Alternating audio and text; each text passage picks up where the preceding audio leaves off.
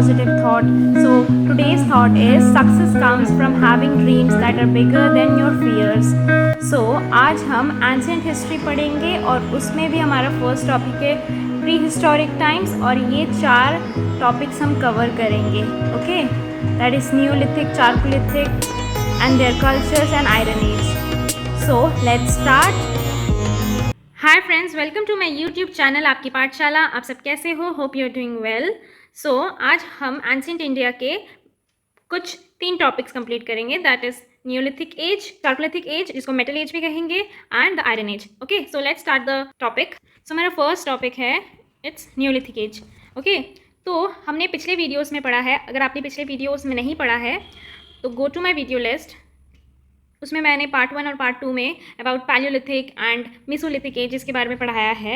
And this is the third part जिसमें मैं Neolithic cover कर रही हूँ एंड मेटल एज कवर कर रही हूँ. ओके, सो न्यूलिथिक के टाइम आते आते ह्यूमन कल्चर था वो बहुत ही सिविलाइज्ड होने लग गए थे. जो न्यूलिथिक एज में the peoples were very civilized compare to mesolithic and paleolithic. ठीक है, मतलब धीरे धीरे उन लोग समझने लग गए थे, सीखने लग गए थे, नया नया ट्राई करने लग गए थे. So they are becoming very civilized, एक वर्ड में अगर आप बोलो तो. ओके, न्यूलिथिक न्यूलिथिक एज कब से कब तक था? It basically from 6000 BC to 4000 BC. ठीक है, सो बहुत सारे न्यूलिथिक रिमेन्स पाए गए बहुत सारे इंडिया के पार्ट्स में, जैसे कश्मीर वैली में पाए गए. ठीक है, कुछ चिरंतन बिहार में पाए गए, कुछ बेगन वैली इन उत्तर प्रदेश में पाया गया, और भी बहुत सारे डेक्कन फ्रॉम द साउथ में जो हमारा डेक्कन पड़ता है वहाँ से भी बहुत सारा चीज़ें पाई गया. अब जो मोस्ट इंपॉर्टेंट साउथ इंडिया के जो न्यूलिथिक साइट्स है वो कौन कौन से हैं? एक है मास्की, ब्रह्मगिरी, हलूर, कोदिक्कल इन कर्नाटका, पाइलमपल्ली इन तमिलनाडु, उतनूर इन आंध्र प्रदेश. ठीक है, ये सब बहुत ही important south Indian neolithic sites है. ठीक है, अब न्यूलिथिक कल्चर क्या थे, मतलब वो लोग करते क्या थे? बेसिकली उन लोग एग्रीकल्चर करते थे, डोमेस्टिकेशन करते थे, मतलब जानवर पालते थे. फिर कुछ लोग है कि जो स्टोन टूल से उसको पॉलिश करते थे. कुछ लोग पॉटरीज भी बनाते थे. और ये करते करते means the cultivation and domestication, ये करते करते लोग ना एक ही जगह में रहने लग गए. दे बिकम सेटलर्स. मैंने आपको पिछले वीडियोस में बताया था जैसे कि उन लोग पहले हंटिंग एंड गैदरर्स थे, राइट? मतलब उन लोग हंट करते थे और एक जगह से दूसरी जगह चले जाते थे. बट धीरे धीरे दे बिकम सेटलर्स, मतलब they happen to settled in one place. ठीक है, एक ही जगह में उन लोग रहना शुरू कर दिए थे. और न्यूलिथिक तक आते आते उन लोग मतलब अपना एक विलेज कम्युनिटी बनाना लग गए थे. ठीक है, मतलब सिर्फ एक या 2 जन नहीं, बहुत सारे लोग एक ही जगह में रहना शुरू कर दिए. ये टाइम आते आते बहुत ही ज़्यादा इंप्रूवमेंट होने लग गया था इन द टेक्नोलॉजी में भी. ठीक है, मतलब उन लोग बहुत ही डिफरेंट तरीके के टूल्स और इक्विपमेंट्स बनाने लग गए थे. जो स्टोन टूल्स बनाते थे वो अभी पॉलिश होने लग गए थे. एक्सेस जो थे वो भी पॉलिश्ड एक्सेस होने लग गए. ठीक है, जो पॉलिश्ड एक्सेस थे वो ज़्यादा इफेक्टिव था, जिससे वो उन लोग ज़्यादा अच्छे से हंटिंग और पेड़ को काट सकते थे. ठीक है, फिर जो पहले उन लोग घास के हर्ट्स में रहते थे, मतलब घास से बनाया हुआ जो छोटे छोटे हर्ट्स बनाते थे, अब उन लोग वो नहीं करके मिट्टी के ब्रिक्स के हाउस बनाते, मिट्टी के घर बनाते थे. ठीक है, सो फिर उन लोग व्हील्स को यूज़ करने लग गए पॉटरी बनाने के लिए. ठीक है, और वो पॉटरी से उन लोग कुकिंग भी करने लग गए, और कुछ जो बच जाता था उसको स्टोरेज भी करते थे. जो फूड ग्रेन्स बच जाता था उसको स्टोरेज में भी यूज़ करते थे. ठीक है, लार्ज अर्न्स यूज़ होने लगा अगर एज कॉफिन्स. एग्रीकल्चर में भी बहुत इंप्रूवमेंट हुआ था. पहले उन लोग वीट या राइस ही उगाते थे, बट धीरे धीरे वीट, बार्ली, राइस, मिलेट ये सब उगाने लग गए. ठीक है, in the different areas at different points of time. जो सीजन के टाइम पे जो लगाना चाहिए उन लोग वही लगाते थे. राइस कल्टिवेशन उन लोग बहुत करते थे इन द ईस्टर्न इंडिया में. फिर जो डोमेस्टिकेशन करते थे, मतलब जो जानवर पालते थे, वो है sheep, goat and cattle. Okay, cattle को उन लोग कल्टिवेशन और ट्रांसपोर्ट के लिए भी यूज़ करते थे. और ये टाइम ना, ये न्यूलिथिक एज में जो लोग थे ना वो कपड़े पहनने लग गए थे, which is of cotton and wool. Okay, this is also one important achievement in that time. Next topic comes metal age. ठीक है, जिसको हम चारकोलिथिक एज भी कहेंगे. ठीक है, चारकोलिथिक मतलब कॉपर स्टोन एज.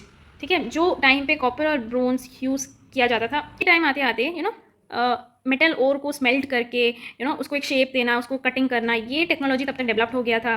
ठीक है, बहुत सारे मेटल के आर्टिफैक्ट्स बनाने लग गए थे, which is the major important development of this period. ठीक है, मेटल एज का सबसे बड़ा इसको मेटल एज इसीलिए कहते हैं क्योंकि मेटल्स का यूज़ करना बहुत ज़्यादा हो गया था उस एज में, and in a varieties of ways. ठीक है, बहुत सारे डिफरेंट वेज में उन लोग मेटल को यूज़ करते थे. बहुत ही डिफरेंट टेक्नोलॉजीज उन लोग धीरे धीरे डिस्कवर करने लग गए थे. ठीक है, ये बहुत ही बड़ा अचीवमेंट है ह्यूमन सिविलाइजेशन में. बट ऐसा नहीं कि उन लोग स्टोन टूल्स को एकदम छोड़ चुके थे. कुछ स्टोन टूल्स जो बहुत ही एसेंशियल है उन लोग तब भी यूज़ करते थे. ठीक है, फिर उन लोग बहुत लॉन्ग डिस्टेंस ट्रैवल करते थे कि मेटल ओर, अच्छा से अच्छा मेटल ओर उन लोग को मिल सके, जिससे उन लोग अच्छा से अच्छा चीज़ बना सकें. ठीक है, और इसी से चारकोलिथिक कल्चर्स डेवलप्ड होने लग गया, and these chalcolithic cultures were found in many parts of India. So जब धीरे धीरे चारकोलॉथिक कल्चर्स डेवलप्ड होने लगे, they developed in the river valleys, ठीक है, रिवर वैलीज के आसपास ही चारकोलॉथिक कल्चर्स ग्रो होने लगे। जो मोस्ट इंपॉर्टेंट चारकोलॉथिक कल्चर है that is Harappan culture, and this is very important. Okay, इसके बारे में आप जितना पता लगा सकते हो, it's very important, this is a very important topic, ठीक है। एंड इसकी वजह से इसके बारे में, हड़प्पन कल्चर या इंदस वैली सिविलाइजेशन के बारे में हम नेक्स्ट वीडियो में पढ़ेंगे, okay, which will be part 4. So stay tuned with me, and for that please subscribe to my channel आपकी पाठशाला and hit the bell button to get the notification of my videos first. Okay, so let's continue. So ये बहुत ही important Harappan culture जो था वो बहुत ही इंपॉर्टेंट चारकोलॉथिक कल्चर में आता है। साउथ इंडिया है, उसके जो रिवर वैलीज है जैसे कि गोदावरी, कृष्णा, तुंगाभद्रा, पिन्नर, कावेरी, यहाँ पे भी लोग धीरे धीरे ना सेटल्ड होने लग गए। वहाँ पे भी आप बोल सकते हो डिफरेंट डिफरेंट कल्चर सेटल्ड होने लगे, different different group of people settled होने लग गए, ठीक है, जो कि फार्मिंग कम्युनिटीज़ थे, ठीक है, जो फार्मिंग करते थे। एंड ऑफकोर्स रिवर साइड के बगल में सेटल्ड इसीलिए हो रहा है कि उनको कोई तकलीफ ना हो, राइट। शुरुआत में जो कि बिगनिंग ऑफ मेटल एज के टाइम पे उन लोग मेटल्स यूज़ नहीं करते थे, बट धीरे एज टाइम गो ऑन बहुत सारे एविडेंसेस मिले कि उन लोग भी कॉपर और ब्रोंज के जो चीज़ें हैं, जो आर्टिफैक्ट्स हैं, उन लोग यूज़ करते थे, ठीक है।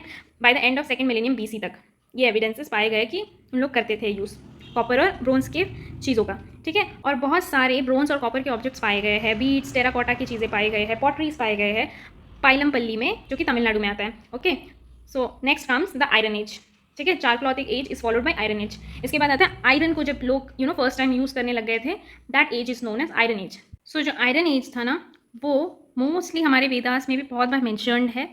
और इस आयरन एज के बारे में जब भी बात करोगे इन द साउथर्न पेनिनसुला के बारे में बात होता है तो everythings related to megalith burials, ठीक है। मेगालिथ मीन्स बड़े बड़े स्टोन्स, बड़े बड़े स्टोन्स, राउंड शेप के बहुत बड़े बड़े, जो लोग वो टाइम पे यूज़ करते थे फॉर ब्यूरियल प्रोसेस, ठीक है।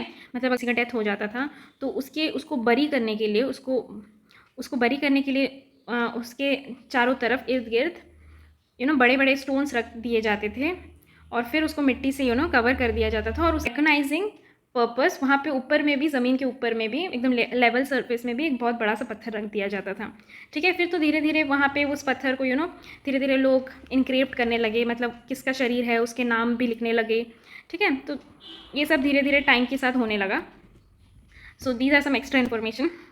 सो बहुत सारे ऐसे ग्रेव्स पाए गए हैं साउथ इंडिया में, ठीक है। और जो कि मेगालिथिक साइट्स है जो कि बहुत इंपॉर्टेंट है, हल्लूर एंड मस्की इन कर्नाटका, नागार्जुनकोंडा इन आंध्र प्रदेश, चनालूर इन तमिलनाडु, ठीक है। सो इस सब में जो ये सब एरियाज़ में जो मेगालिथिक ब्यूरियल्स पाए गए हैं ना, वहाँ पे ब्यूरियल साइट्स में बहुत सारी ब्लैक एंड रेड पॉटरीज या आयरन की चीज़ें, या जैसे हुक्स और सिकल्स हो गए, या बहुत सारे छोटे छोटे वेपन्स हो गए, ये भी उस ब्यूरियल के पिट्स में पाए गए हैं विद द डेड बॉडी, ठीक है। सो इससे पता चलता था कि वो टाइम पे आयरन एज था, या वो टाइम आयरन का कितना यूजेज था, ठीक है। So that's it for today. Thank you for watching this video till and, hopes you like it. If you have any suggestion, then please go to the comment section and write it. So I will be definitely read that comment, and if necessary, I will implement that also. Okay, thank you once again. Take care. Bye.